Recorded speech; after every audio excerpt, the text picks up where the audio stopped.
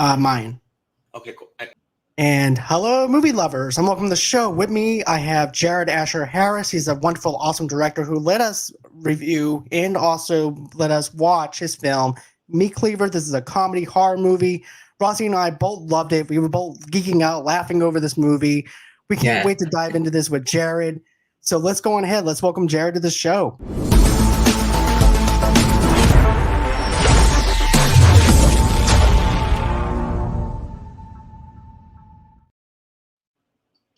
Look at that intro. What's up, everyone? Thank you. You know what?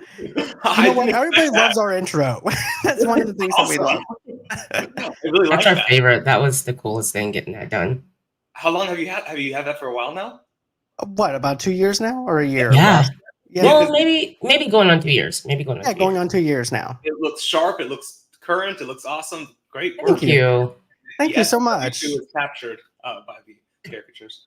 Thank you. The likeness and everything was just one of the things that we were mostly concerned with and everything when we were pitching it to the people that did it for us. Like, we wanted to get the likeness down right and everything. We went through 2 other companies before they actually got our likenesses right. So thank you so much. Yeah. Yes. Yeah, of course. But Jared, here's the thing. We both really loved your movie from Meat Cleaver. Yes. And I thought it was funny. I thought it was authentic. I thought it was original. The thing that I really loved a lot was like when we first get introduced to the character, she has a cleaver in her head. She's just as shocked as we are in the audience. Right. So her reaction is like how we would react if you had a cleaver in your fucking head. Yeah. So the thing that I was thinking was when she goes up to heaven, because we see the clouds. Yeah. So we know that here's the thing. God is actually a woman. So in my perspective, I'm thinking to myself like this, okay? And you can correct me if I'm wrong or if I'm doing a little too deep on this. But my line of thinking was this. So for a woman to be up in heaven, I was wondering if she would actually see God in the way a woman would actually look at a woman, as to saying, in her eyes, a woman could be God. If a man dies, maybe he's looking into the lenses of a way a man would look. Right. That's a good idea. Yeah. Just saying, hey, God is a man. So everybody has a different experience with God according to how their sex is. So that's my line of thinking of the way I was thinking it. Right. You know, it goes to show, like, I guess the power of like the medium. I'll be totally honest. Didn't even think of that. That's the thing. And see, even I don't know, it's like there's no handbook on there's like interview handbooks, but not on specifically with directing. I don't know if there is, in terms of how you're supposed to play with that stuff, because that's such a great idea. And so some part of me wants to be like, oh yeah, that's what I was going for. You know what I mean? But sadly it was not. But I think that interpretation, if that's how you view it, I think that's just as valid as any other one. Thank you. I like that. That's how I like how that's how you received it. Thank you. From minute one, were you thinking that, or or was it after the thought you were like, I wonder if? Like, as you're experiencing the story, were you already thinking that? Yeah, I was actually thinking that to myself. To be honest with you, I really had thought that too. Yeah, and that's a good. Go ahead. Yeah. Go ahead, Ross. No, I like the way that you looked at that, because that does make sense, because in the movie they're describing, or God's describing to her, the woman's describing to the lady with the meat cleaver in her head, basically.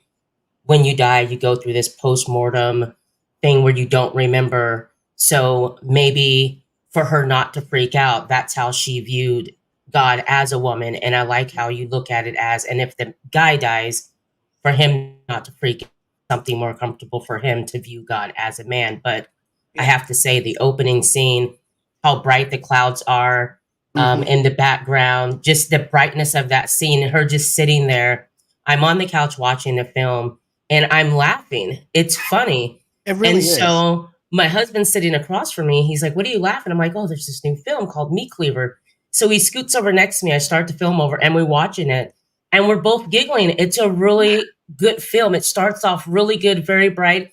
And you stay because you want to know, just like John said, why does she have a meat cleaver in her head? Yeah. What happened? Right. So you're definitely glued because you want to find out what happened. How do we get to this place? even the version of God is like, you got a meat cleaver in your head. I have a meat cleaver? And I like how it Yeah. messes up with her brain, though, too. I like how you had that aspect of, if I had a meat cleaver in my head, I wouldn't be thinking clearly. I would actually forget Right. about what I remembered 5 seconds ago. Kind of Right. reminds me of 5 Second Tom from 51st Dates, where basically, hi, I'm Tom. Yeah. Because it won't matter anyways, because you Right, won't right. remember. Right. So I like that little authenticity where it's like, you know, you mess up with the brain cells and then God is over there trying to pull the meat cleaver out. Yeah. And it's like, Yeah. no, I don't want you to touch me. I have a meat cleaver in the back in my fucking Yeah. head. Look. Right. And it's like all about trusting and being Yeah, faithful to God to get that meat cleaver out. So I Right. like it on a biblical sense of that Yes. whole entire spectrum, which I thought I really appreciate. And I love the whole 80s look of it though, too. Yes, You have yes, this the 80s retro, retro yes. kind of style to it, especially the Yeah. flooring of the black and white tiles, and Right. then how clean it looked. It looked Even the blue right. eyes, like the whole outfit, everything coming together so that you know that you're in a heavenly place, wherever you're at. But down to her eye color was so blue that went well with the room and the brightness of everything. Her clothing, the red hair, everything stood out. And even for the god, her nice grayish afro and just everything that comes along, and her calmness of telling the character, like when she's sitting there and she's like, your nose, and she's oh my gosh, my nose bleeding. And then it's just, yeah. Go ahead, Jared. Well, I was gonna say, I'm really glad. First of all, I'm overwhelmed by my cup runneth over. Speaking of like phrases from biblical origins or whatever. But I really thank you for all that. Regarding even the how God's being portrayed and whatnot, it's fascinating. A lot of people will go through life, and I'm not a particularly one way or the other kind of person. I think maybe that's the entertainer and storyteller in me, where I like hearing all the, I like hearing your perspective, Right. you give me. But I felt that a lot of people go through life and they're like, like some people, who are lost on their path, if you will be like, why can't God just explain this to me, or just tell me straight up, or just explain it to me, because you can make the argument. Wouldn't God just immediately say, okay, look, there's a meat cleaver in your head, but don't freak out because you're in heaven and you're totally okay. Right. But I thought that wouldn't be in God's character if I'm showing God, because we don't get that direct explanation in exact English, or at least I haven't experienced that way, in any way, where I'm hearing a specific, okay, this is how you're going to handle it, this is what you're going to do. It kind of, you get gently guided to answers in life, whether that's God, whether that's the universe, whatever you want to ascribe it to. But that was the major thing there. But meanwhile, in hell, the devil immediately that was awesome. I want to talk about that too. That was awesome. But I want to capture one last thing about the heavenly aspect though too. I like how in a blink of an eye, you don't realize you're dead. Yeah. And then you wake up in heaven. It's like, no, I was alive. No, you were alive about 2 seconds ago before someone killed you.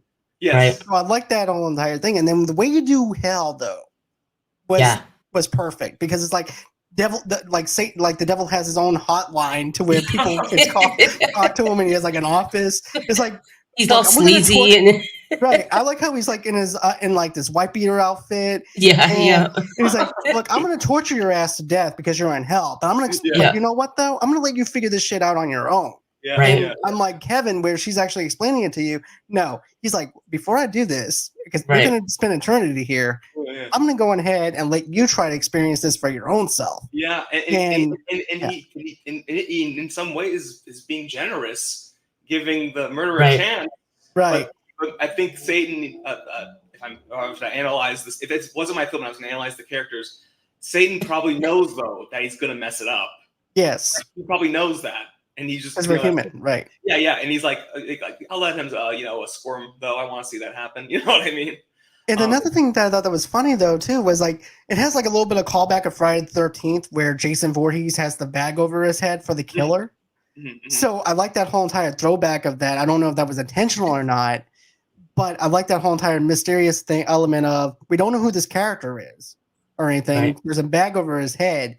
But we know somehow or another he's connected with the girl who has the cleaver stuck to her head. Right. And then he goes, well, where am I? What do you think you're in? Don't you see the horns? Don't you see what's going on? Because Yeah. you're a bad person. You're a shitty person. Hmm. Or you're in hell. Yeah. Because, No, well, but even yeah. even the part where where she's in heaven still, and we get Yeah. to the end, when it's the end, and God's like, look, see the end. I thought that was funny to then shift to hell and get that aspect, and then I'm laughing because it's like, oh, that's so brilliant. Now we get to see the killer in hell and what he's got Going here through. because he got hit by the truck, how he got there, all of that. And not only that, the screams in the background. You hear the screams of the people being tortured in the background in hell. Yeah. So I love how you brought that together and the conversation of him basically, saying, I need to know how hard I can go on you down here. So, if you can, God calls and, she wanted to talk to the killer. And the fact that he gets on the phone doesn't even say, I'm sorry, just, hey, can you forgive me? I Well, mean, go ahead. Growing up into this day, I've always had more female friends than male friends just my whole life, even like when I was in like high school, whatever. And I'd oftentimes be the friend listening to girls describing to me like, oh, this like the boyfriend thing and the breakup and how he handled it and he couldn't even say sorry. So in some ways, just a fun fact, that phone call is kind of like the whole like, there's not, I can't do much about that right now, but we should be moving forward, And it's Right. yeah, and it's like, dude, like, even Devil's like even the devil has more like tact than Right. He's like, Right. that's even effed up for me as well. It's like, he's like, right. you can't say sorry. What's wrong with you? Like, you know what I mean? But at the same time, well, he wants, but it's interesting though, because Satan wants the murderer to apologize to Wendy. However, Satan couldn't care less about the murderer apologizing to him. Right. The line, there's a line in there, where the murderer goes, when he realizes where he goes, oh, like, I'm sorry. And then Satan's like, well, I mean, I don't need you to be sorry. It's just like, come on. You know what I mean? Like, right. he's like, and I think that actually comes from a very personal place, because in life, I just always, for some reason, like apologies, like, I appreciate the gesture and everything, but for some reason, like, I think that only does so much. Right. Because like I tell my kids, I was like, are you sorry because you got caught? Are you sorry? Yeah. Are you genuinely sorry? Because there's two different things, and you need to break down on what you're apologizing for. Otherwise, what's the point? Yeah. Right. So, and so Satan says that, but then, even though probably knowing the murderer will mess it up, gives him a chance though to, instead of saying sorry, actions speak louder than words, and then he messes it up, and now right. he's, you know what I mean? There's that one last chance, even though it's technically it's too late in some ways. It's like maybe there's a chance. Right. Yeah. No. But yes. Yeah. I just love how he's like, and who is this? And she's like, Meat Cleaver. Yeah. Oh, I love. Yeah. It's Meat Cleaver. Yeah. Oh, it's Great you. film. Yeah. Right. Like he's some kind of art director or something. Oh, it's you. Right. You're my favorite piece. Yeah. Right. Or like a client or something. Right. Like, oh, Right. of course. Like, Right. Yeah. I remember you like for 5 seconds ago. We both Right. killed each other. Right. But it's funny because I think partially part of that is to show somebody how confused the murderer is too. Like, because he has a little bit of amnesia, because he was the reason he has that thing. I don't know how obvious it was. So that thing he has on his face is supposed to be a fresh injury because he got hit by the truck. I don't think it came across. That's supposed to be a new injury, like because he got killed by the semi truck hitting him. Oh, okay. Right. Yeah. So like he's supposed to be a little confused too. But anyway, yeah. And I love his story though. His story of saying like, well, you had a bad childhood, and I just like he's saying, giving him a little background on the murder, and then have him take the bag off his head, and you see how messed up his face is and whatnot. But I wanted to mention that as well, how he's defending himself. Yeah, it's funny watching it with an audience though, how new jokes form. So that jokes that I didn't even intend. Like I want to take credit for I do for like the lines that are written and like obviously stuff with the timing and like the head turn, the thumbs up, stuff like that, of course. But there are little things that I don't know how often filmmakers own up to this. There's a lot of stuff that when you watch with an audience, it's like, oh, I didn't realize that was a joke. For example, he takes off the mask and he has an obvious face injury, right? Mm-hmm. And so then if it wasn't interpreted that was new, it's interpreted like he's always had that injury. Maybe he's deformed. Maybe he had an accident as a child. You know, Satan's like, what happened to you? And like we're looking at him, he has a face injury, and then he goes, "What? We circumcised as an adult? Was that?" That's right. That's right. Dude, look at his face. Like you know what I'm saying? Like you know what I mean? That's right. But that thing is, I didn't write it that way. Watching it with audiences, they laughed, and they said like, "Oh, it's funny because like it's obvious," and like, "Oh, that wasn't even intended," but just that's the magic of just like you, John, with your interpretation of unique, like everyone has their, or both of you with your own personal God, you know, or vision of it for that comforts you, you know, the same way how you interpret that. I think that elevates the product. I think the same thing with the comedy of it. It just so this is really in a lot of ways is a first time experience for me, if I'm being fully honest, because I've never actually, other than like little like high school things, little things here and there. This is actually my first short film ever. And as an adult, you know, I made little claymation films, there were little student film festivals and what have you. Right. But this is all new for me. Not directing, but directing, you know. Right, a full blown let alone with all original, you know, characters, with a unique set of rules and universe, you know, obvious inspirations from the classic depictions of heaven and hell.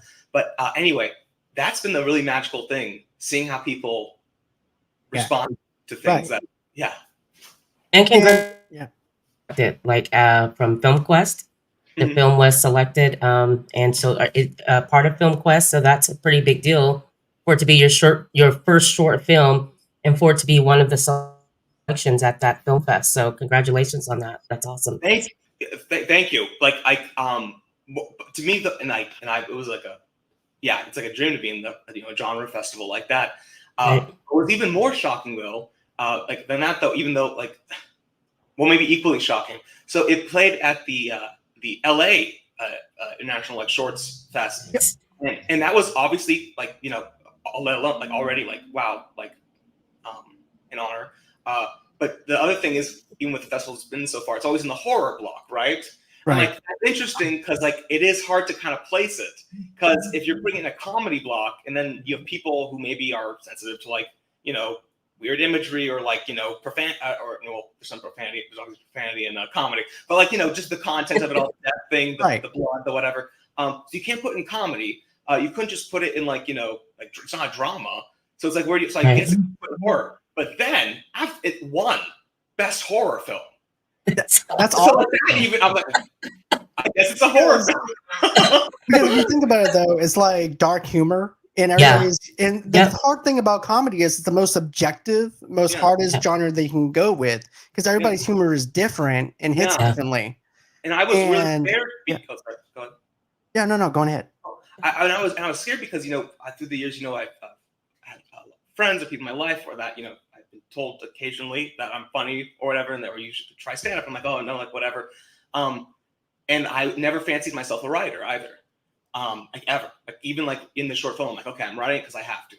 And I thought I had a very like, in some ways, like a sense of humor that I thought was a little weird or whatever, like, I mean, all humor is weird, but like, I thought was maybe a little too off the beaten path, but I was so pleasantly relieved and happy that like people find it funny. Like, you know what I mean? Like those dry, just hold those, like where you're just like, it's like almost like awkward. And also the comedy of even just like how realistic a line is, like it's so natural, which is funny in of itself. Like someone who's red with horns speaking like someone you'd meet at a train station. Right. Anyway, but a little ADHD. Well, I am. I do too. The Film Quest thing, though, just going back to that, that's why I'm so grateful there's something like a Film Quest, because it's hard to with a film like mine. Where do you place it? And Film Quest is like the all of the above festival. So that I was really happy about. And this is another thing I wanted to talk to you about was too. I like how the film ends on that whole thing of you're not sure what the punishment is for, for the actual villain, the killer. Yeah. So I like the fact that you can have this watercolor conversation where you can actually say, well, what do you think the punishment is? Oh, I think he got pineapples shoved up his ass or something. Or eternity or something. Exactly. And I was like, no, I don't think so. Wait, right. Can we speak like that on this spot? Or should we do, how clean do I keep this? You can clean it. You can do as much as you want. I mean, And then also, it's also I should present myself in a professional manner, no matter what. But I'm just curious. But yeah, I wonder too. I couldn't even. It's probably, but they always say, right? I think they've shown in movies before. I can't even name which one, but like it's almost like you can't even. I think you know what it is. In It, at least in the remake. I can't remember if it is in the original. Where like he opens up the mouth and gives him a sample of what's coming, and it's like it's so horrible you can't even fathom it. Yeah, it's like overload. Like I imagine it's one of those. I feel like that's, but which makes it all the funnier that Satan's kind of like like casually whatever, and opens the door and it's like a pit of like fire, and like just like you know what I mean, they're having like water cooler small talk. You know what I can imagine though? Like he opens the door and there's nothing there. They're just on a cliff. The office just sitting on the cliff. That would be enough. That's great. Then he's like, "Come with me. I want to show you something." Then all of a sudden he goes, "After you." He goes out and he falls onto the down for his punishment. Yeah. Well, this is what it should be. He falls down to his. Well, great thinking. This is now it's a writing session. He opens the door, falls from off the cliff, lands and dies, and then appears in the room. And he's like, "Where am I?" And he's forced to go through the same and die again. Yeah. Okay. Well, we're done here. Go through the door. Off the cliff again. Like, you know what I mean? It never ends. And that's a good punishment. That's the best punishment, other than torture. That's torture itself every day, doing the same thing over and over again. Yeah. Right. Never. So that's a good the same phone call. That would be, yeah. Right. Right. Yeah. And that confuse that whatever. Yeah. And then I guess for eternity, Wendy gets to have her one up. Yes. For the rest of the time too. So everyone wins for eternity. Yes. Right. And then the end. And I love that. Yeah. Satan's like, see, it's the end. See, look, it's the end. It was just. I love that. I just love that. Where did the idea come from, though? For the end? For the short film, Meat Cleaver. Oh. That's a good question. Where actually specifically, like, I'll think about the characters, where that all came from stuff, but in terms of the ethos of it, I had I really relate to Wendy a lot. Growing up, and also, like, you talk to any psychoanalyst, someone who writes a film, even if it's like little percentages, every character is a little bit of you. It has to be, because you're the one writing it. Even if it's like, something that you've observed about someone else, it's still a part of you. So, but I'd say 99% of it in some ways is, well, no, I'd say 75% it's Wendy, then 25% is the devil, because that's just stuff I always want to say to people, like, get it together. But I felt like Wendy a lot growing up. Like, and in hindsight, not at the time, because I was just a kid, and you don't know because you're a kid. Looking back, I had a meat cleaver in my head, and no one was doing anything, and I'm kind of here freaking out. And everyone's very nonchalant and saying, but it's going to be okay. And it's like, and so I think that anxiety, that fear, that feeling lost and confused and trying to figure out what's happening.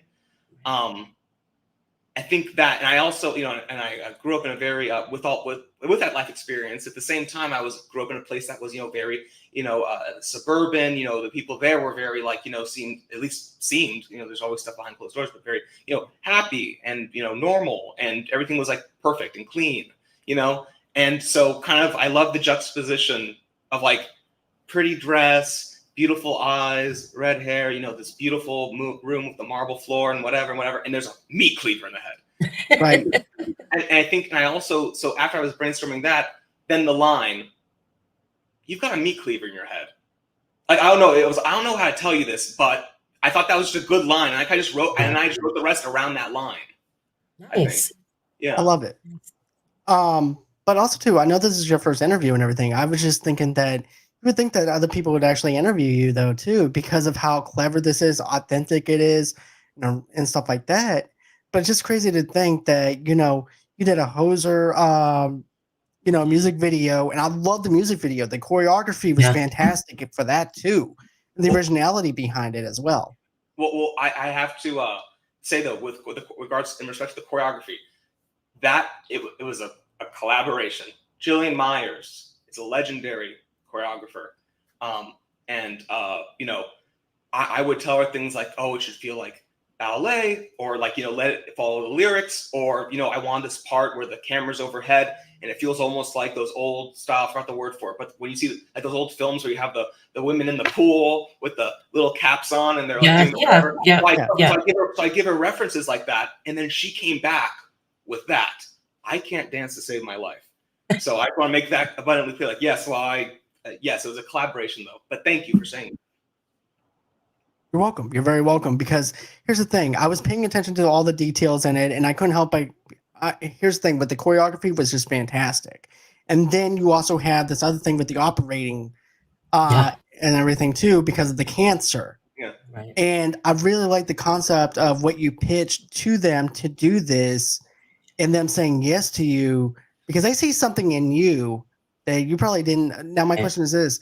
Do you think that they seen something in you that you didn't see yourself because of the fact that they're like, you know what, I like this concept, but to you it may seem like it's a little too dark, a little too twisted up to even say yes? Well, just like I said about Meat Cleaver, how a part of me, I'm sure as I get older, or we all grow and stuff, and I'll maybe grow out of this. But I always have this. It's natural, this slight fear, especially with doing the kind of stuff I do. Like it's too much, not too like, oh, it's too grotesque or it's too offensive, but more like it's just too out there. My line of thinking, right. My priority is I want to entertain. I don't want to make stuff like, and everyone has different tastes and different styles with like those, like, kind of like off the grid, kind of smaller or alternative types of films. I'm into the spectacle. So I have a bit of this conundrum where I want to be as entertaining and widespread as possible, but my natural taste and what I think I do best is very out there. So I think with an artist like Hosier, who's now, especially with his single "Too Sweet," which just dropped I think in the last year, whatever, he's like one of the currently biggest artists in the world. Right. So I think there was something very cool about one of the, my biggest video and artists I've worked with. Went with the idea that was the most authentically me. Something about that was like, oh wow, like if anything's gonna give you the thumbs up, like you're doing something right, I guess it would be that. Because he could have, he doesn't have, he wasn't desperate for like, oh, who's available, like, so that was very validating. And yeah, he saw something in me. And I mean, of course, to be pursuing this, I have to see something in myself, right? Like I have to wake up every morning and try this. But I think he saw even more, or I might say he, Hosier, but also his team or whoever, the powers that be. Yes, I do think they saw even more than I saw. Right. And the thing that I have to say that I appreciate with you is the fact that, the humor in this film and stuff like that is perfect. Sometimes I'll watch a movie that has dark humor in it, and it just doesn't, it feels forced. Your stuff feels more casual and more in the way that you and I would talk and stuff like that. Yeah. And that's what I love about it is the fact that it's, I want to say is, it's rewatchable. Not only is it rewatchable, but it's relatable. Mm-hmm. And you can always discover something different when watching it as well. You guys are so kind. I think even for like my husband who's doesn't like everything, but to sit there with him and for him to start laughing at the same parts where I'm laughing at, he looks at me, he's like, wow, this is a really good film. I'm like, yeah, it's really funny. So like I said, we watched it again last night and rewatched it, and still the same laughter, the same everything. But like John says, it's so normal. It's so like a conversation. It's also everyday normal life though too. Is like, how do we picture ourselves when we? It's like questions that we would ask our own self and having that conversation with other people. Like, what happens when you die? What do you see when you die? Right. Is there an afterlife after we die? Yeah. Right. Yeah. And how we would actually view things. Yeah. And you saying that kind of like, I guess, jogs my, certain things like, you ask the question, but like, because it's such so intrinsically made part of my identity, I don't think to bring it up. So regarding that whole thing, what happens when you die? I should add, since I was very, very little, like I would say I kindergarten is like 6 years old, 5 years old, whatever. I was hyper aware of death. And like very and not in a like, oh, and then life is over and then there's a great beyond. for some reason I went straight to Eternal Blackness, and I remember Yeah. clearly I clearly remember the phrase in my head, and the next day, and the next day, and the next day, and the next day, and I could spiral. And as a kid looking back, I was having like little mini panic attacks. Well, not many, they were panic attacks. And you know, because some of the the adults in my life, and not in a bad way or whatever, you know, I wasn't from a a particularly or really religious background, so nor was I around like militant atheists. But either way, it was kind of like, yeah, but that's part of life. You know what I mean? As opposed to be like, no, like you get to go to heaven and like this. So I, from a young age, have been very, well, I was like very like, this is showtime. Like Right. this is like, I gotta make this work. Like, you know what I mean? So, but also there's a lot of pressure that comes with that too. So anyway, regarding if I was going to make a first film, I suppose it would be something that would be building off of a thought I've had for many, many, many years. Like, Right. what, and I think this is, this throws an answer into the pool of what could be, Right. And I know Rossie wants to ask you something in a minute, but I want to go on ahead and say one more thing before I give it over to her. But because it's in my mind, if I don't, I have ADHD too. So if it's not in if I don't say it right, if I don't say it now, I'm not going to say it ever because I'm going to forget in like 5 seconds because I have a Meat Cleaver now. I'm the same way. No, I'm the same way. That's why. Right. And as I'm answering, I'm thinking, am I even answering the question anymore? But I don't want. I literally have a document open that says, "Slow down. Don't overthink. You come off great.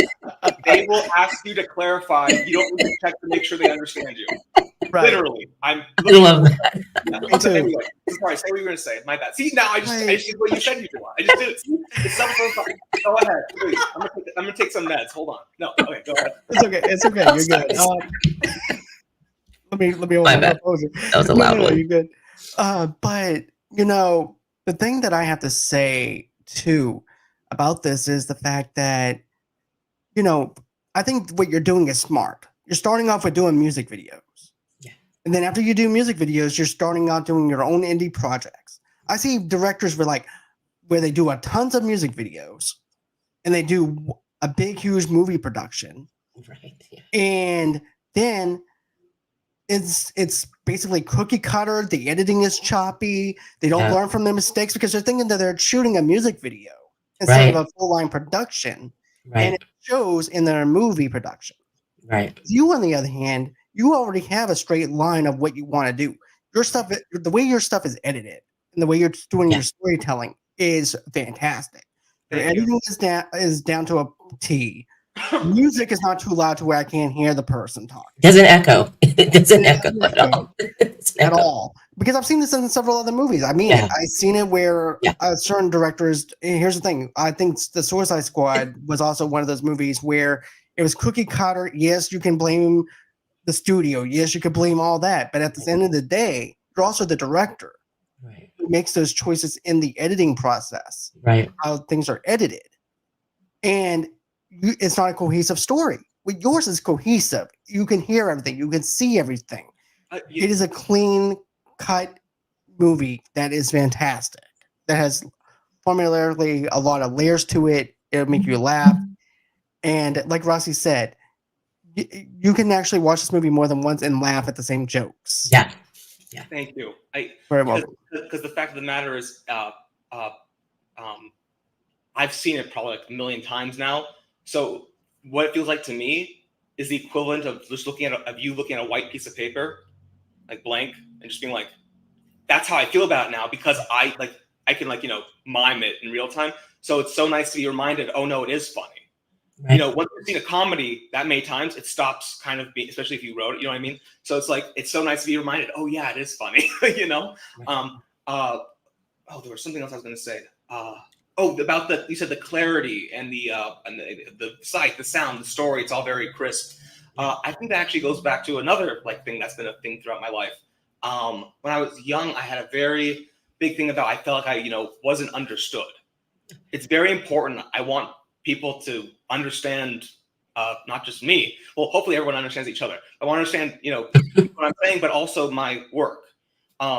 And I want people to be like, wait, what was that? That was confusing. Or wait, that shot was too quick or whatever. Like even when I'm doing a quick shot, like in my music videos, I will do it enough where I'm keeping in mind, I want them to know what just happened.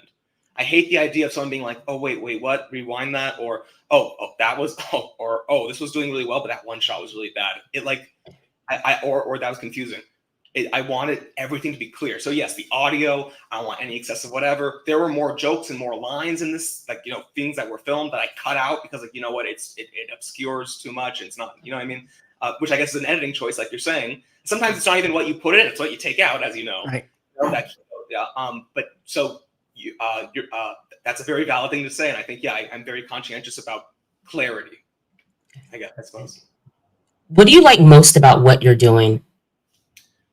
Oh, all of it. Like, I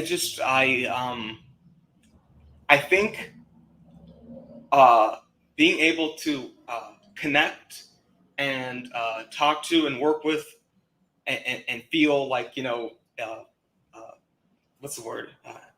Embodied, and I don't know if the right word is, with people more than I do in any other part of my life. Like never before have I felt more of a sense of like, just like human like experience. Like I don't feel any more alive than when I'm doing that. Somehow when I step onto set, everything like that is like not ideal about like life or me or whatever. Like, we all have our things. Feels like it melts away. I really, and that's why, like, it's always been such an obvious in some ways thing to me that this is what I should pursue, because I don't know this feeling anywhere else. Like, so I think that's what I feel, I guess, alive. I know it's a bit more heady than like, this particular thing, but that's kind of, I guess that's how I would answer. Nice. What do you have next? Yeah. Are you working on anything right now? Will we get another horror film? Yeah. I'm writing something else. I'm working on, of course, visual music videos and stuff like right now, like ongoingly. But yeah, I'm already writing a new thing, and also I can't say like anything, but perhaps partially one of the reasons, not too many people, you said like, oh, why haven't people asked you about talking to you or whatever, is that Meat Cleaver isn't available anywhere. It's been like a handful of festivals, whatever, Right. or a few, but I mean a couple, but like the point is, it's not that viewable. It's going to be soon available somewhere. And I just got that news 2 days ago. Awesome. So soon, That's I can't awesome, say man. any details, but like, yeah, I'm excited about that. So that I guess, even though it's not a project, I'm working on that right now. I think something about being so embraced also by the people who have like, seen my work or followed me, or the Instagram page for Meat Cleaver, which blows my mind that so many people, for a short film, would come out and like, support. Like that also told me like was very validating. Very embraced by like horror people. And I was never, because such an anxious kid or like very easily like scared, frightened, whatever, I wasn't a big horror person growing up. I always loved Tim Burton. Always. I do too. But That was my go-to. My AIM AOL like whatever messenger username was Tim Burton Jr. I love it. That gives you any insight. And I had a Tim Burton themed bar mitzvah. So, dude, like now that you mentioned it, like the tiles and everything is very Tim Burton-esque. Yeah, too. And also the very like the big hair, even like I'm sure all of this is like there's so much like subconsciously in there, I'm sure. Yes. But yeah, but after such embrace and appreciation from like horror people, and also talking more horror people, and realizing my favorite parts about this was even working with, for example, Jim Ojala, who's like a practical like effects person. So like the Meat Cleaver in the head stuff, he's building like, actual alien puppets. Like he's that guy. He's like a legend. That was one of my favorite parts of the whole process. So all of a sudden I'm like, something? I think horror I feel like I'm finding myself very comfortable in that. So actually I've kind of been, I actually just connected with a cinematographer who's primarily interested in horror, and I'm like, I think I'm gonna explore some more. I think I'm gonna make more horror. So that's what I'm writing right now. I can see you lining up for something for Blumhouse. To be honest with you, I could see you doing something for like Right? Blumhouse. Yes. Yeah. I mean, yeah. Yeah, definitely. Give them my number if you talk to them. Yes, I will. I'll tweet them out and say, hey, look, we need to hire Jared. Hey, But- go ahead. You know what, though? I want to flip the script for a second here. Okay.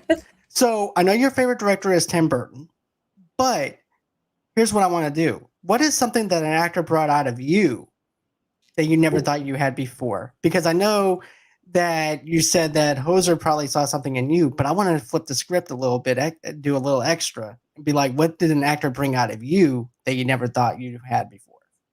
Oh, that's such a good question. Bring something out of me in what way? Could you give me an Like example? creativity or bringing out a certain character that you never saw before Right. in them and stuff like that. And what did they bring out to you and everything that was like, you know what, maybe I should change a little bit of my directing style here or there and stuff like that. Sprinkle some salt into something. Okay. You know? Okay. Yeah. I think actually, I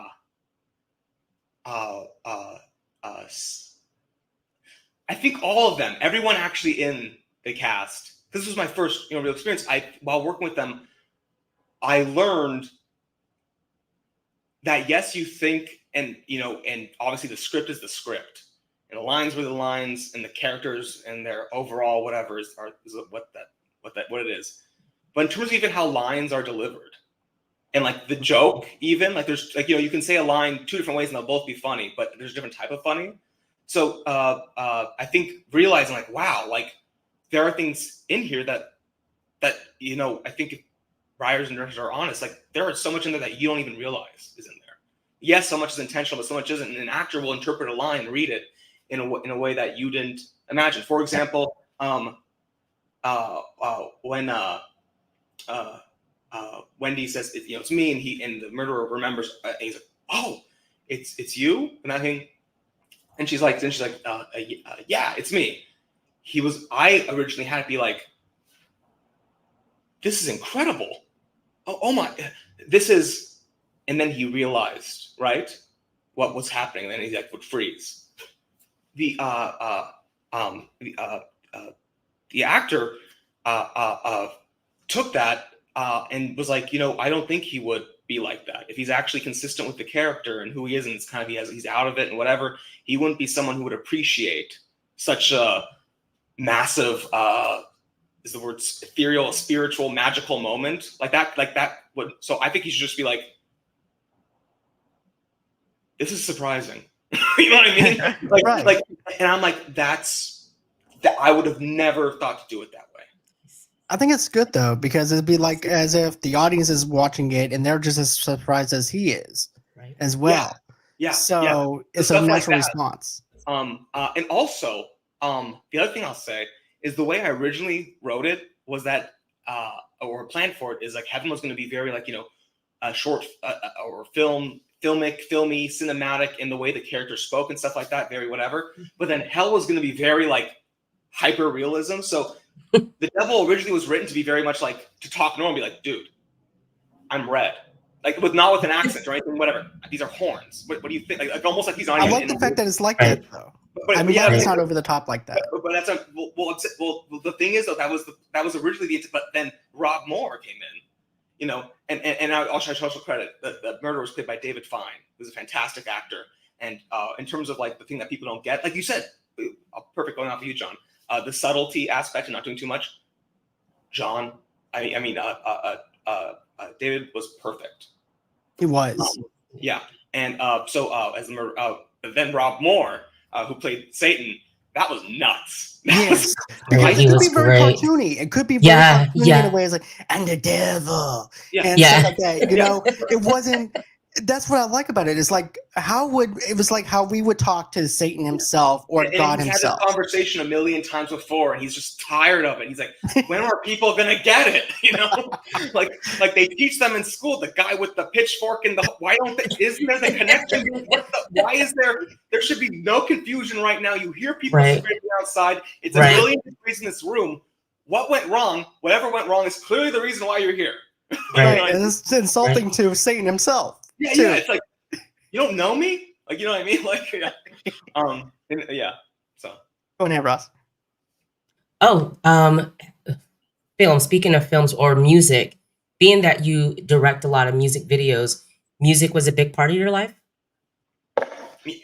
Oh yeah, since I've Okay. always made this, it's a joke. I don't want to insult anyone, but I've always tell people and maybe it's the ADHD in me because film is a very long thing or whatever. I've always been a bigger music fan actually than a film fan.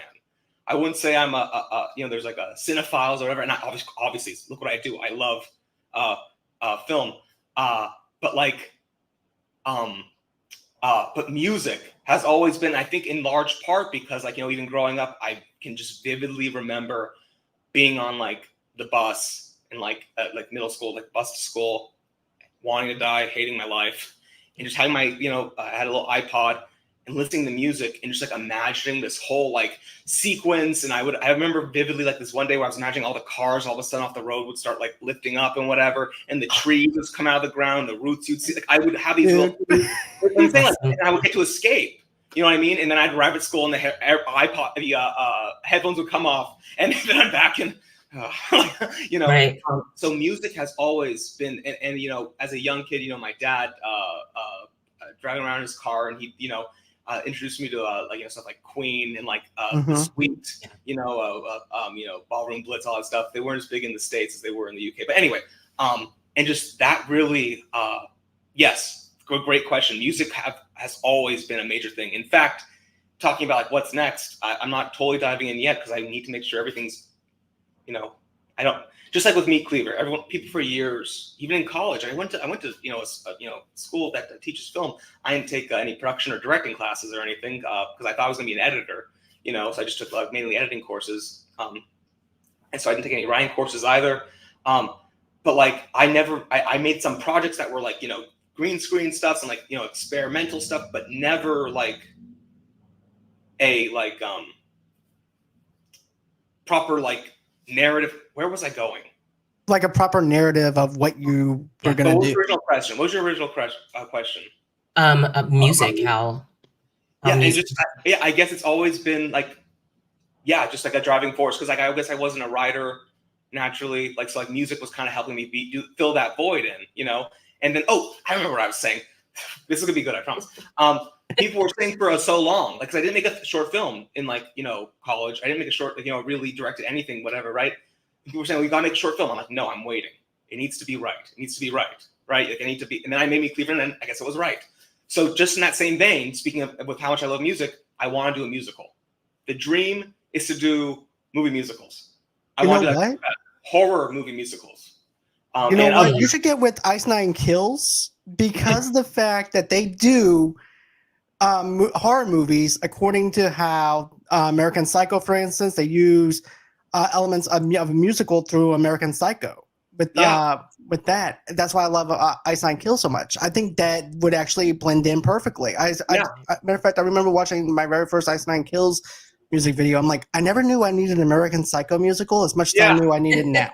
Yes. And I think there's something about, again, like music is so beautiful. Even like the stuff that's like, aggressive or heavy metal, whatever. There's such a beauty, a natural beauty to so something about the, I hate to overuse this word because it's so overused, the juxtaposition of music and singing with like the same way how the contrast of a sweet girl like Wendy with a meat cleaver in the head. I just love I think in general, I love contrast. Like both visually with like lighting, you'll notice in my stuff. On a narrative level, on whatever level, like even I did this video with an artist, Madeline, called Dead, which is what really also made me realize how beautiful like blue and the red hair looks. Like, it's like I love that. And it's a video where she's like talking about, the song's very chipper and whatever, but it's about one day I'm going to be dead, And the music video is like a cat and mouse chase of her like walking through the woods, and this killer is right behind her trying to kill it. And she coincidentally moves out of the way with the choreo whenever he's whatever. I love that contrast. He's got the gas mask on and a giant wrench. It's like Age of an Innocence of someone. And then all of a sudden, something dark and tragic happens to them. And I think you just hit it on the head. And I think I relate to that because I was very like that as a kid. I was very like, I was the best and others, and then shit happened, But you know what though? You and I are both pretty much the same in a way because I can relate to you. Because I remember being on the bus, listening to a soundtrack like Men in Black, and then there's a Danny Elfman score. Here Hey, don't even get me. Hey, look at and this. I'm a huge Danny Look at Elfman. Oh, and here's the thing. I would actually do this, like I'm conducting an orchestra in my seat, and I would actually be doing that. And then, but yeah, music has always been a huge part of my life, though, too. And scoring with Danny Elfman was actually my childhood. Beetlejuice. Then you also have Batman. You have all that with Danny Elfman. He was And my Tim top Burton. tier score. Yeah, like all those. Yeah, and God, that collaboration, that bond is legendary. But yeah, And yeah, music has always been something too because I would always watch Behind the Music on VH1. I would study music first, and then I would try to incorporate it into movies as well. Right. Just like you, because I also wrote short stories. I've done that stuff and things like that, and that's how. That's like I said, I can relate to how you do things because I was actually like that too at that age as well. When I'm sitting in my seat, I'm also doing the musical numbers, like and imagining different things. So yeah, man, I have to say, I love what you're doing. Hands down. I really appreciate it. Like really, both, you two are. Well, you're great. You're great interviews with B. You're very. I really appreciate everything you said and the fact even your husband loving like the film, him being a hard critic. You know what I mean? Like that. He's hard. He's really like you two are here interviewing me, so you must somewhat enjoy the product. But hearing that someone who has no affiliation, who will never even know me, whatever. Hey, who knows? Maybe we'll hang out. But like, it's like this is good. Like that's so nice. So like, you're very welcome. You guys have been wonderful. You're welcome anytime. Yeah, absolutely. But yeah, we would love to have you back again because seriously, this has been a fun conversation. Yeah, with you. I did good. Yes, pretty good. You're like me the first time I came on. John introduced me to podcasts, and it's so funny because he was telling me about that. Like you're a little nervous. He's like, Rossie, it's exactly how you were when you first came on the show. I was really nervous. I never did it before. What do I do? Do I just sit here? It was just. So he's like, yeah, he's going through what you went through. And then obviously when you get on, that's why we have you guys come a little bit earlier so you can kind of chill with us, talk to us, kind of get comfortable so that you know what's going on. But you did great. You did really good. Yeah, you did. And also too, I still remember whenever I first interviewed Rossie, for example. Yes, that's she was like, she didn't know who I was. She didn't know. She's like, is he going to be one of those ones like Robert and Ebert where it was like I'm you know, the way that the wind moved. It was unsteadily. No. I'm like, and we just built a connection together and built this friendship up to the point where I'm like, you know what? It just makes sense for us to do a podcast together after 4 years. And you two really play well off each other. Like, and you guys are hyper aware of when the other one wants to speak. It's actually really interesting to see. I don't know if you have to come up or what, but it's like really interesting actually because Thank you so much. You'll be like, John, you were going to say something. I'm like, he was. Like, she knows my body movements. It's like how I know she leans in a little bit. I'm like, she has something to say. So anyway, it's beautiful what you have. Thank you. Great. Thank you so much. Thank you. But yeah, we'd love to have you back to discuss the new project. Anything that you have going on, just hit us up and hey, John, we'll make a studio up and share and come back. Please be a friend of the channel. That's what we call it. Yes. Jared's now a friend of the channel, guys. I love that. And I'm happy to be here. Thank you so much. Thank you. You're very welcome. And by the way, please stay back and everything after we end the show too, because after the show and everything, we like to talk to our guests and properly exit them out and everything. And of course, I'll be right here. So, Rossie, do you have anything coming up as far as your shows go for Rossie Talks? Yes, Rossie's Clubhouse. Yes, absolutely. Cartoonist and creator David Reed will be here. David B. Reed, let me make sure. He will be here Wednesday. We're going to have an earlier show on Wednesday, guys. It's going to be at 12 o'clock noon. So he's going to join me, and we're going to talk about Wonder House Entertainment, everything he has going on with his new cartoons and other projects. And later on in the month, we have Joey Cowell that will be coming in. And also, there's another actor. He's a surprise that will be coming in on the 23rd. So a lot of exciting things going on in Rossie's Clubhouse, guys. Okay.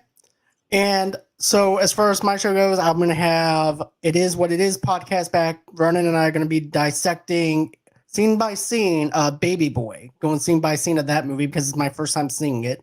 Right.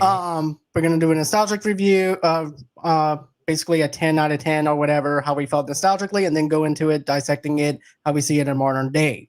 And then Rossie will be back with me on Wednesday doing an audio only podcast episode of an intermission episode. We're going to be talking about top 5 comfort movies or TV shows. And so that's what we're going to be doing then. And then, of course, in October, I'm going to be probably getting Anastasia coming in, which is also the sister-in-law of Danny Elfman. So, nice. So I might be getting her on here along with Danny's brother as well. So keep an eye out on that. Absolutely. And I want to make a correction. I'm sorry. David B. Reed will be here on the 25th. We had to change it up. The 25th. So you'll watch John and I next Wednesday. Yep. Yes. So there you go. So guys, that's going to be it as far as the show goes. Thank you so much, Jared, for joining us. It was a pleasure interviewing you, getting to know you. You're fantastic at what you do. Thank you so much. And I'll say just keep an eye out for announcements. Meat Cleaver will be available soon. Absolutely. That was my next question. I'm glad that you. When is it going to be available? I was worried I missed my chance. Because I was geeking out so. Sorry. I'm spiraling. I'm spiraling my head. I'm like, oh no, I missed it. Now they're wrapping up. Okay, bye. I'm like, no, I didn't get the point across. You know what I mean? I'm glad we did that. All right, guys. Well, that's going to be it. Thank you again. And we'll catch you guys on the next one. Bye-bye, everyone. Guys. See ya.